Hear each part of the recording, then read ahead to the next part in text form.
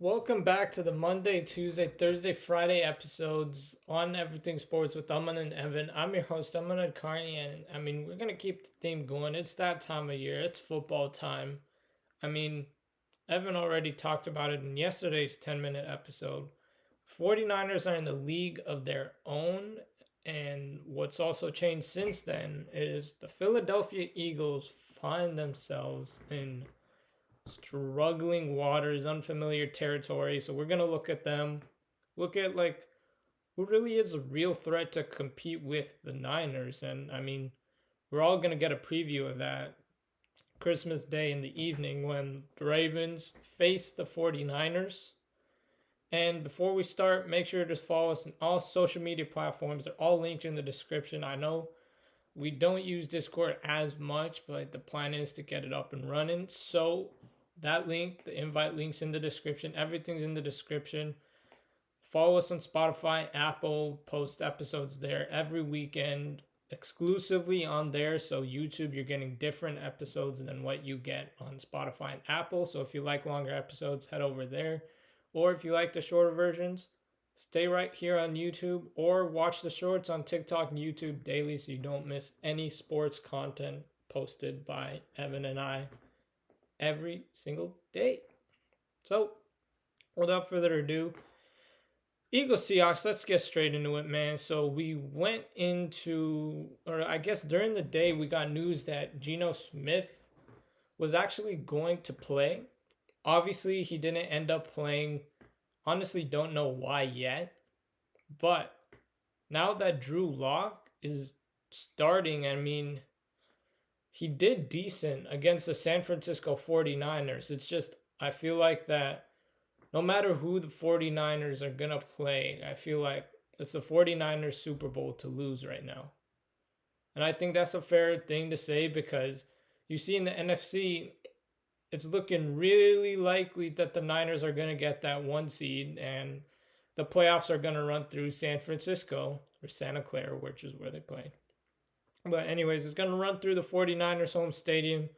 The 49ers will beat you at home, will beat you away. It doesn't matter where they play, they are dominant. You saw it during the Thanksgiving game against Seattle, led by Geno Smith. And as for the Seahawks, that Rams game the other week, that was the game to win.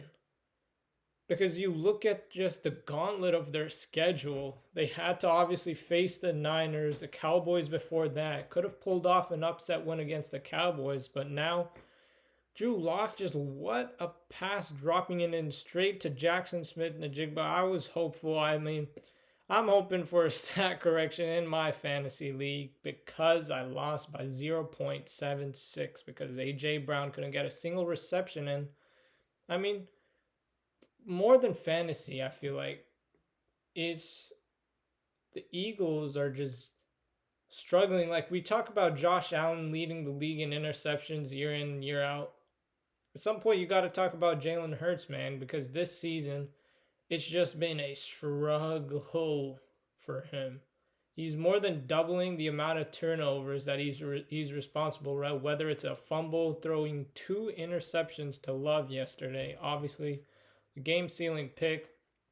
For the Patriots, like we could relate it to the Patriots, where I feel like it's more of a staff issue than a personnel issue. I'm not saying the Patriots already have players to compete for Super Bowl. I'm saying Mac Jones' struggles, I feel like you could attribute to coaching staff issues.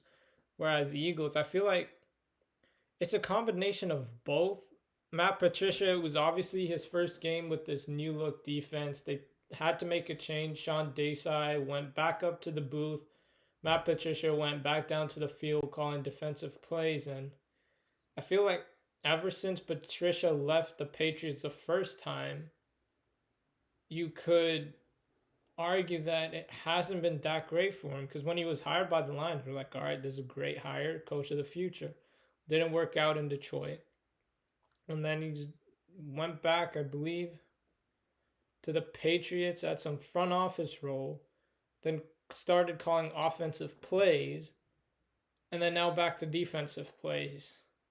And that single high safety look, The only way the Eagles lose that game if the Seahawks score a touchdown on that play.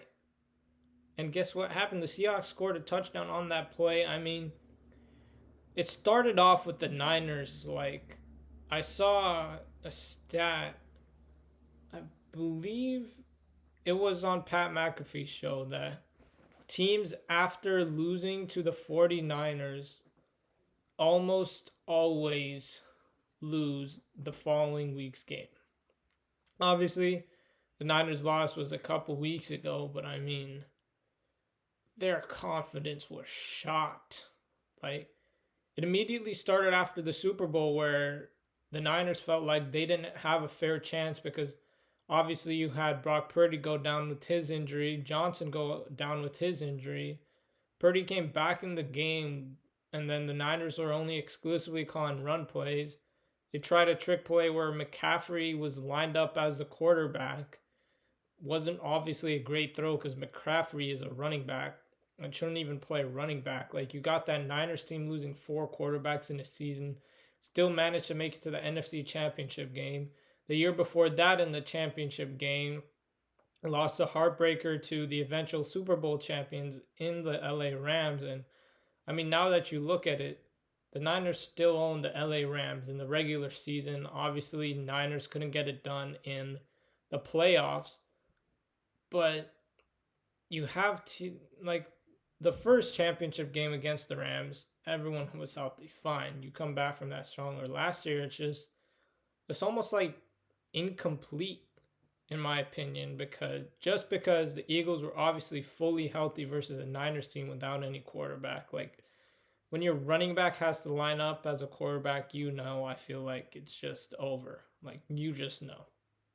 And so, coming off that feeling, the Niners are also a team that once Deebo Samuel and Trent Williams got injured, I believe, like, people believe, like, oh, is this a downfall? Like, are they struggling? Is this where it ends?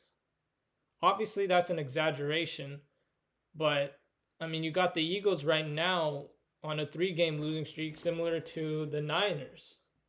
The Eagles, on the other hand, the Niners, it was just in terms of health. And that's when everyone questioned the integrity of Brock Purdy at the quarterback position, just because there's so many weapons on that offense. Like, people talk about the skill players, but when you get to Trent Williams, man, he's the best blocker in the league, one of the best tackles ever. He's for sure going to be a Hall of Famer, just needs that ring to, like, further solidify. He's a Hall of Famer without question, no matter what. But once he was down, Deebo Samuel was down, people called him a check down merchant. And I feel like stats prove otherwise, film proves otherwise. Like, and this brings us to the MVP conversation. Like, I've always not liked it being a quarterback award. I do think it's between Brock Purdy and Christian McCaffrey. I would lean towards Christian McCaffrey just because I don't want to see a quarterback win it. But in this case, I wouldn't mind Brock Purdy winning it just because he's Mr. Irrelevant. It would be a great story. He's leading the league in QBR, least amount of turnovers, I believe, at the quarterback position, most touchdown passes. Like, I feel like this is the year where you could give it to Brock Purdy, who was Mr. Irrelevant, or I would love to see a non-quarterback win it, especially now that we have so many quarterbacks being injured. Like, there isn't a quarterback, like, clear cut above the rest, especially after this Jalen Hurts struggle and the Cowboys being demolished by the Buffalo Bills on Sunday. So I would like to see Christian McCaffrey win it just because he's a non-quarterback. And I feel like we're really going to get a Super Bowl preview on Christmas, and then potentially a shutdown to the conversation to MVP, because if the Niners win, everything's going to be Purdy or CMC, Purdy or CMC, assuming the Niners win out and then do well in the playoffs, which there's no reason to believe they're not going to. So if the Niners beat the Ravens in convincing fashion, it's going to be Purdy or CMC in a 2-man race to the MVP. Like, it's just going to come down to the voters if they'd rather see a quarterback who's Mr. Irrelevant, great story, win it, or a non-quarterback win it. But as of now, you've got Purdy, CMC, and of course Lamar Jackson.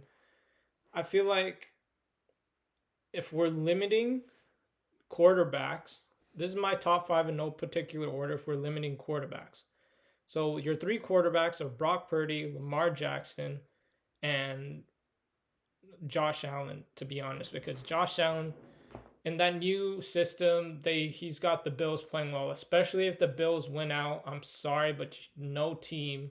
The Ravens don't want to see him. The Chiefs don't want to see him. The Jaguars don't want to see him. The Dolphins damn sure don't want to see the Bills. Because the Bills are a juggernaut right now, and if they get into the playoffs, don't rule them out as a potential Super Bowl contender. So, anyways, Brock Purdy, Lamar Jackson, and Josh Allen are the three QBs I put in consideration for MVP.